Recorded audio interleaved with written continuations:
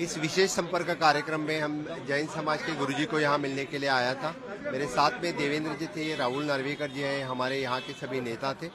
जो माननीय मोदी जी का जो नव भारत निर्माण का काम जो चल रहा है उस कार्य के लिए आचार्य जी ने हमें आशीर्वाद दिया, मोदी जी को आशीर्वाद दिया।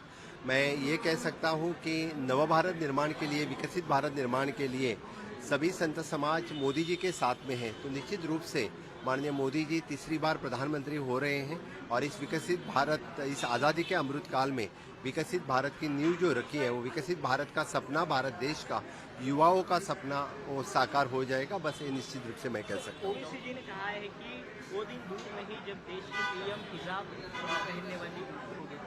वो तो ओवैसी का सपना है, वो सपना ही रह जाएगा, वो सत्य में कभी नहीं उतरेगा। हम विकसित भारत का सपना 2047 25 साल के आगे की सोच जो मोदी जी अब रख रहे हैं, नव भारत के निर्माण जो युवाओं के लिए कर रहे हैं, वही बात सच होने वाली है।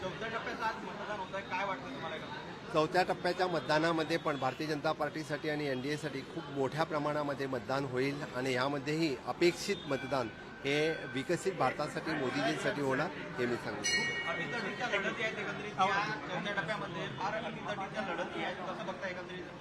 सगळ्या अटीतटीच्या लढती जरी असल्या तरी लोकांचं मत हे मोदीजींसाठी आहे, नवभारतासाठी आहे।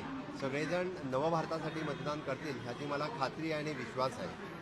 सर, चौथ्या टप्प्यामधलं मतदान होत असलं तरी जे महाराष्ट्रातले विरोधक आहेत ते वेगवेगळे जे व्हिडिओ आहेत ते ट्विट करतात, भाजप पैसे महाराष्ट्रातील सगळे विरोधक हे परिवारवादासाठी लढत आहेत, राष्ट्रवादासाठी, लोकहितासाठी कोणीही लढत नाहीये।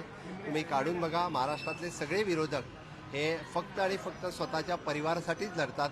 म्हणजे उद्धव ठाकरे स्वतःच्या मुलासाठी, शरद पवार मुलीसाठी, अजून कोणासाठी, पण भारतीय जनता पार्टी आणि एनडीए फक्त हे राष्ट्रवादासाठी, लोकहितासाठी लढत आहेत हे मी सांगू शकतो। थँक्यू।